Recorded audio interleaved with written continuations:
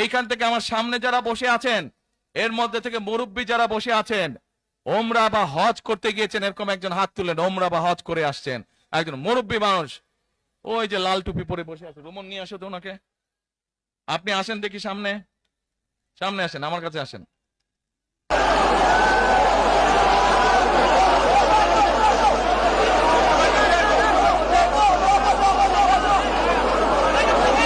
ওই যে চশমা খুলছে, চশমা খুলছে।